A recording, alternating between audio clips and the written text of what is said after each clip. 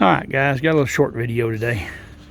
So Friday afternoon here they had a car cruise, and then Saturday they had a car show. So we made both events.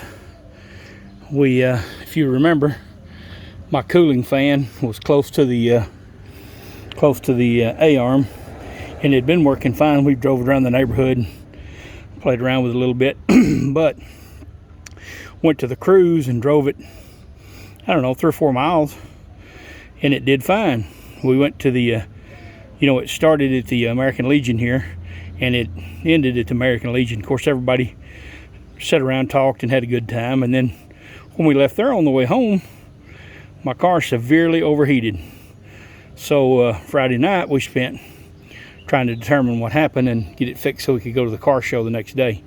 What had happened is where this is pushing into the fan, through driving it, it pushed it in far enough to catch the blade, stop the blade from turning, which burned the motor up. So the fan quit, and that's why it overheated. This radiator has 2 fans on it, but since I never got I don't have the right temperature sender for my Dakota Digital fan controller, then the fan controller thinks there's no sender hooked up. It's in default error mode, and it runs the fan all the time. But since it's in default mode, it's not allowing me to go in and turn the other fan on.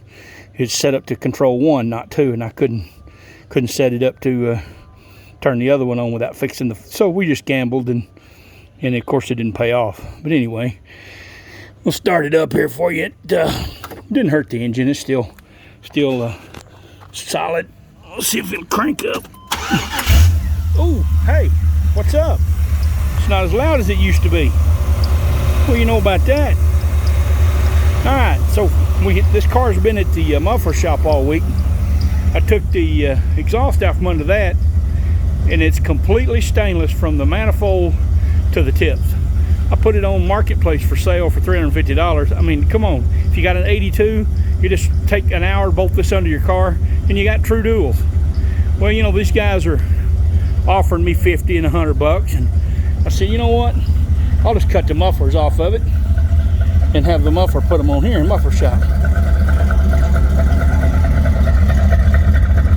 They ended up being Delta Series Flowmaster stainless steel, $160 a piece for new ones.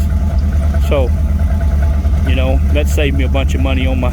And I've got 2 sets of these. I've got some out of a junk car that I got years ago that are metal. They're not stainless. But I went on ahead and cut these off because they already got tips on them. So why buy tips, right? We already got them. So Diego, A&K Muffler, hooked us up.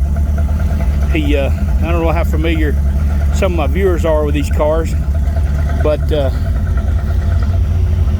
these cars have a cross member, and they have a hole in each side where the pipes go through. I had Diego put a band clamp on the back side of the cross member, so when it comes time to service the transmission or pull it out or whatever, you can unbolt it from the header, unbolt it from the band clamp, pull that lead pipe out, and you don't have to pull the entire exhaust system out of the car. I also wanted him to move my emergency brake cables. He forgot to do that, so we'll have to do that.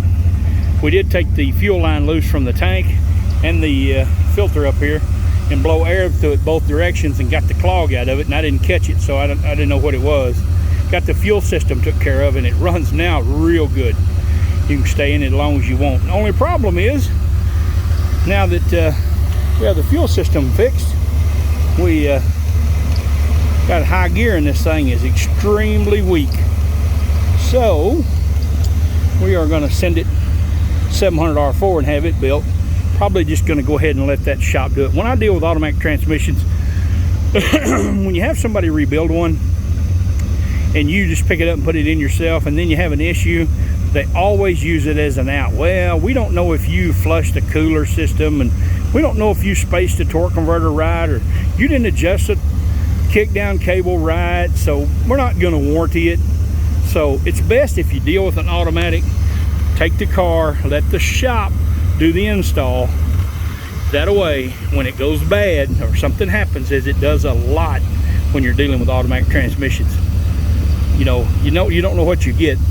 when you take a car, when you pick an automatic transmission shop, you don't know, you know, how credible they are, how they are, and mistakes happen on top of that. Might be the best transmission guy in the country, but it doesn't take much to nick a seal or have a little problem. And you know, if they've got an out, they're going to take it. So it's best just to let them deal with it.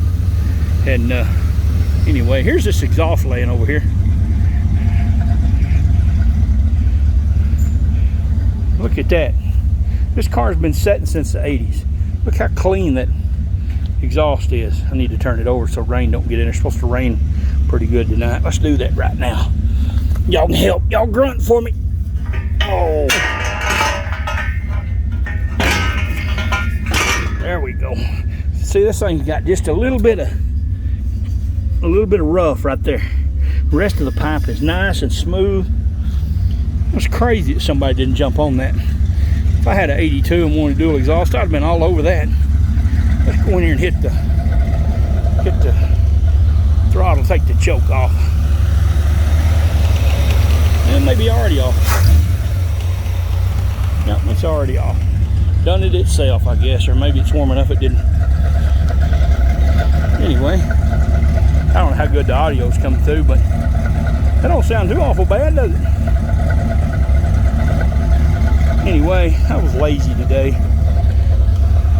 I didn't do anything.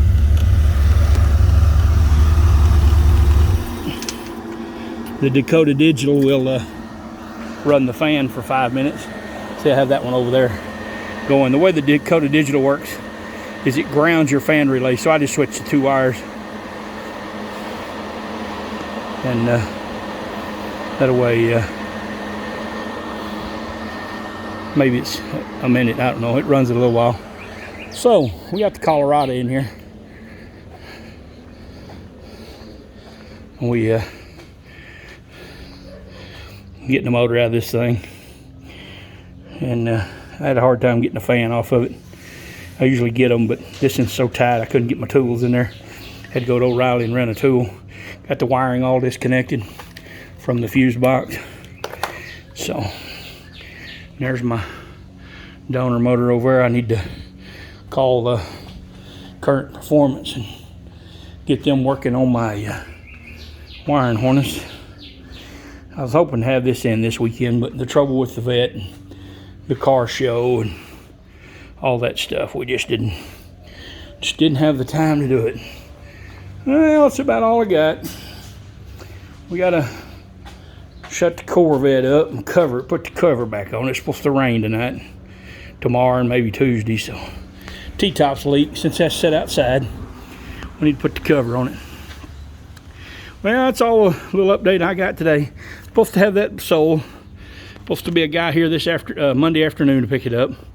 Ben, friend, Corvette Ben, if you watch him, he's supposed to come get it next weekend, he says, if it's still here. So I do need some more parts off of that. I could use the shifter out of it and all the gauges out of it and a speedometer cable. And you know, if nobody buys it, I'll be real firm on the price till I get what I want off of it. If they pay my price, I'll go ahead and let it go, and I'll just buy all that stuff new. There's actually a kit when you go to 4-speed on these cars. There's actually a kit that'll let you modify your existing shifter and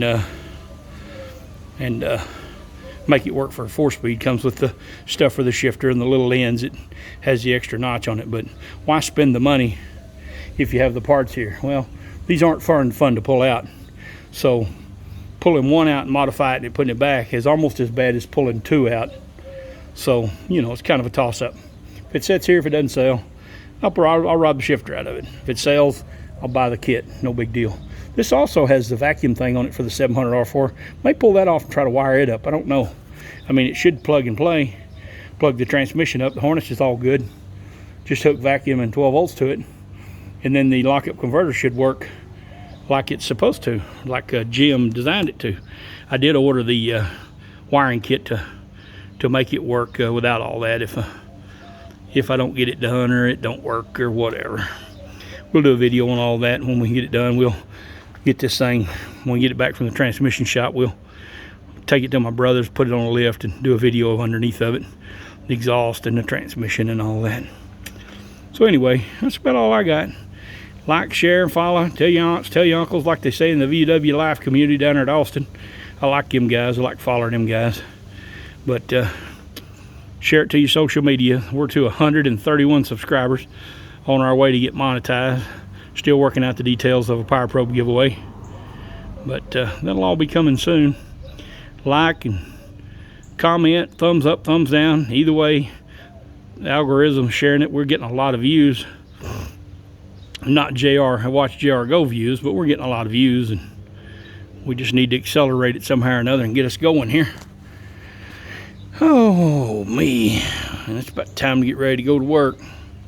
Click the dingle belly, that way, and click the all. Don't just click the bell. It brings up the other little window. Click all, and it'll notify you when I upload a video. I don't do a lot. Probably won't be a Corvette video for quite some time because it's got to go to the muffler shop. I got to pull the radiator and fix the fan and get the coolant temperature business straightened out so it all works correctly. I want to do that before they go hooking cooler lines to it and just give me more crap to unhook. Anyway, that's all I got. See y'all on the next video. Y'all have a good day.